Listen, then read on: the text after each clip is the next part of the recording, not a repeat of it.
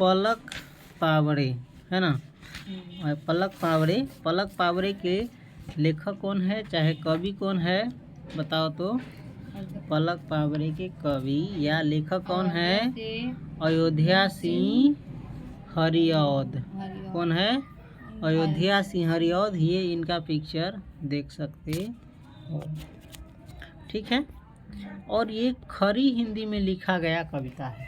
किस हिंदी में? इस कविता को पढ़ोगे तो तुमको लगेगा कि हम हिंदी पढ़ रहे हैं गद्य की तरह, समझ गया।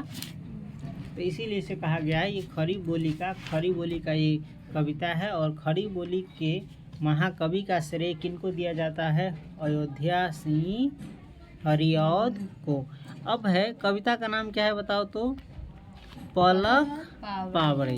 तो सबसे पहले इनका तो अर्थ जानना जरूरी है कि पलक पावड़े का अर्थ क्या होता है ना। पलक माने होता है, देखो, आँख की पलक। पलक माने क्या होता है? आँख की पलक। आँख की पलक जानता है ना। हाँ। और पावड़े यानी स्वागतार्थ कुमकुम इत्यादि बिखेरना। आँख की पलक और पावड़े का अर्थ होता है स्वागत के लिए कुमकुम बिछाना, फैलाना, समझ गया। हाँ, तो पलक पावड़े का अर्थ समझ गया। और इस कविता का देखो पहला लाइन क्या कहता है? आज क्यों भोर बहुत है भाता। ये प्रकृति के बारे में वर्णन किया गया। प्रकृति जानता है ना, प्रकृति कितना सुंदर है, कितना खूबसूरत है। और सुबह सुबह देखता है ना कितना अच्छा लगता रहता है जब मौसम अच्छा रहता है या कुछ भी। तो वही कर रहा है, आज क्यों भोर बहुत है भाता। यानी ये कह रहा है आज जो सवेरा है, प्रातः है, ये क्यों बहुत अच्छा लग रहा है। भाना यानी अच्छा लगना। आज क्यों भोर बहुत है भाता। आज भोर क्यों बहुत अच्छा लग रहा है। क्यों खिली आसमान की लाली। और आसमान में जो है लाली क्यों खिली है, ये बहुत अच्छा लगता है। लाली जानता है ना, सवेरा जब होता है तो आसमान में क्या आता है? लाली, सूरज की रोशनी का लाली उली नहीं लगता है। तो वही कह रहा है, ये प्रकृति के बारे में वर्णन है। आज क्यों भोर बहुत है भाता, क्यों खिली आसमान की लाली। कभी कभी सवेरे उठा है तो कभी महसूस हुआ, लगा है कि आज सवेरा बड़ा अच्छा लग रहा है। कभी हुआ है महसूस कि नहीं जिंदगी में? अभी तक नहीं हुआ है। किस लिए है निकल रहा सूरज। और ये पूछ रहा है ये सूरज आज क्यों निकल रहा है। सूरज जानता है ना, सूरज तो रोज निकलता है, लेकिन कभी अच्छा लगता है। दूसरों कहते हैं आज सूरज क्यों निकल रहा है। साथ रोली लिए भरी थाली। और साथ में रोली भरी लिए थाली। रोली का अर्थ बताए थे, तिलक करने के लिए पूजा में काम आने वाली जो सामग्री होती है उसे कहते हैं रोली। तो कह रहा है साथ रोली भरी लिए थाली। रोली देखो, सूरज जो है एकदम थाली की तरह लगता है, छिपा की तरह लाल लाल। और जब उसी से तिलक करता है कपार पर तो तिलक क्या लगता है? लाल लाल। तो सूरज भी कह रहा है सूरज क्यों निकला है आसमान को क्या करने? तिलक करने, यानी लाली करने। तो आज क्यों भोर बहुत है भाता, क्यों खिली आसमान की लाली। किस लिए है निकल रहा सूरज, साथ रोली भरी लिए थाली। देखो, इस कविता को समझना ज़्यादा मुश्किल नहीं है। ये कविता खुद ही अर्थ बता रहा है इसका लाइन। एक दो शब्द को छोड़ दे। तो जैसे भाता का समझ गया, तो भाता यानी भाना, अच्छा लगना, बहुत सुनहरा लगना, है ना। मन को आत्मा को बहुत अच्छा लगना, उसी को कहते हैं भाना। और कह रहा है देखो, भोर होता है तो चिड़िया भी चहचहाती है, और उसका भी चहचहाना क्या लगता है? अच्छा लगता है। जब ये कविता लिखा गया तो कब लिखा गया होगा? देखो, 1865 में जन्म हुआ, तो लगभग ये 20 वर्ष के बाद तो कविता लिखना शुरू किए होंगे। तो लगभग 1885 हो गया होगा, है ना। तो अभी से लगभग जो है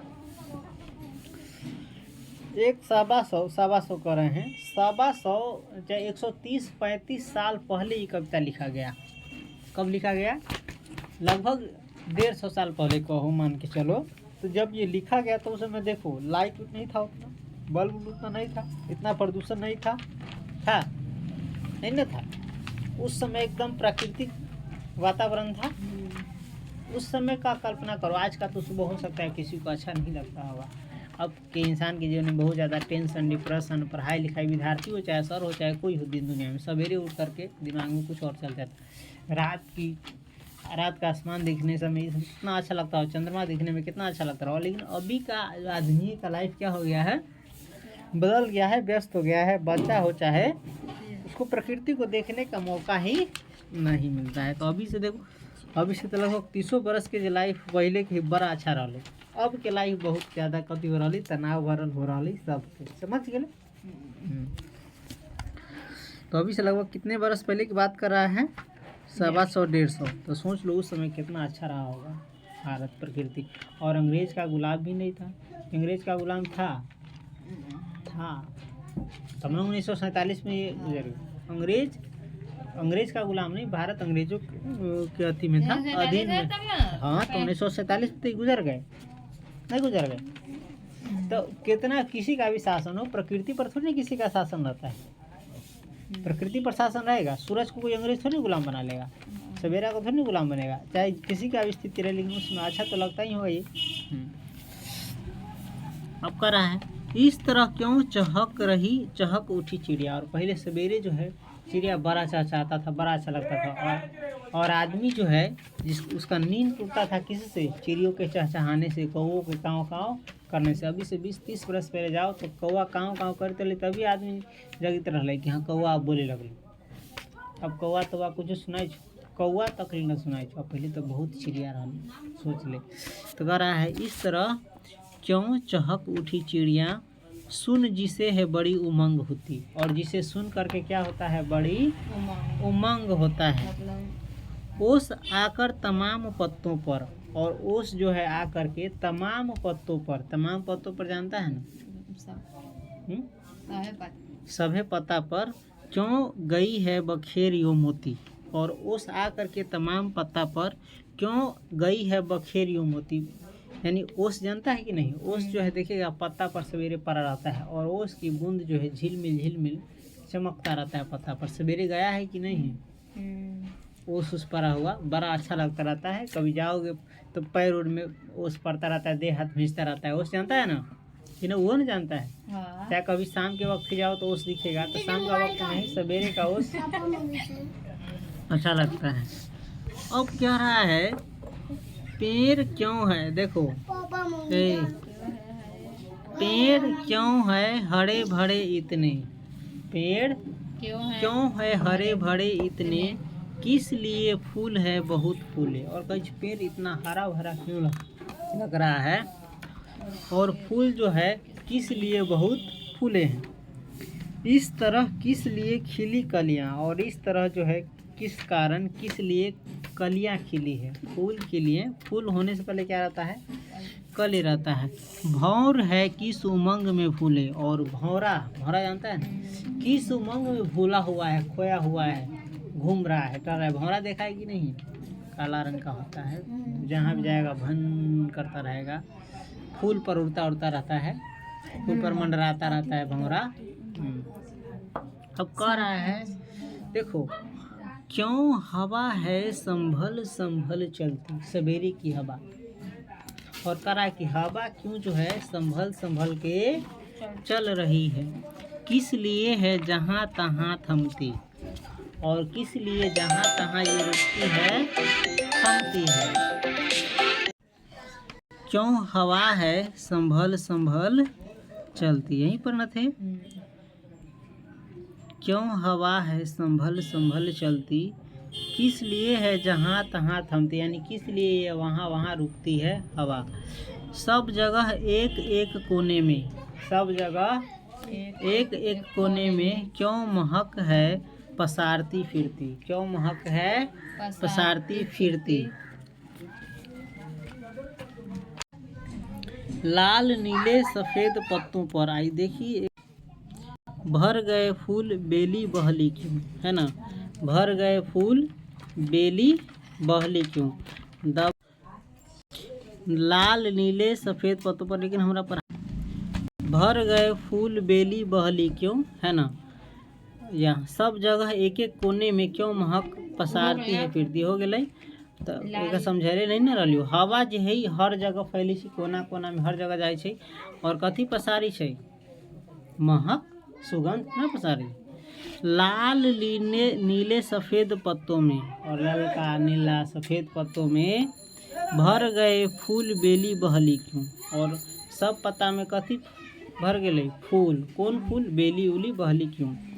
झील तालाब और नदियों में, झील जानता है, तालाब जानता है, झील जानी, झील तालाब और नदियों में बिछ गई चादरें सुनहली क्यों। और बिछ गई चादरें सुनहली क्यों, कथी के चादर, कथी के चादर, अरे कुंभी तुम्भी फूल उल, प्रकृति के नज़ारा उजारा वाला कुमुद के फूल उल, समझ गया।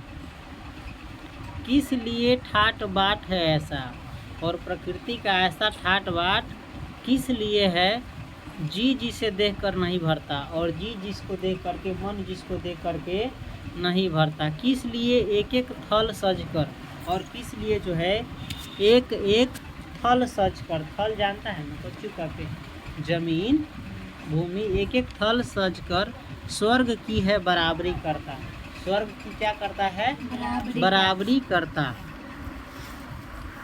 और किस लिए है चहल पहल ऐसी। देखो चारों बगल सुंदर नज़ारा हो, फूल हो, खुशबू हो, हवा हो, सूरज हो, आसमान में लाली हो, ये सब हो, तो इसको क्या कहते हैं, चहल पहल, है ना। प्रकृति का चहल पहल, कैसे ऐसे शादी ब्याह में आदमी का चहल पहल रहता है, मेला वेला सब रहता है ना, तो वही कह रहा है किस लिए है चहल पहल ऐसी।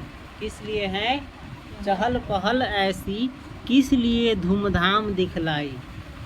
और किस लिए कौन सी दिखलाई, धूमधाम दिखलाई। कौन सी चाह आज दिन किसकी, कौन सी चाह है और आज दिन किसका है। आरती है उतारने आई, और आज जो दिन है इतना अच्छा, सवेरा जो है इतना, पता नहीं किसकी आरती उतारने आई है ना। आरती उतारना नहीं जानता है, कोई अलबेला आता है बहुत अच्छा आता है, तो ना जैसे शादी ब्याह में ना आरती उतारता है उसको।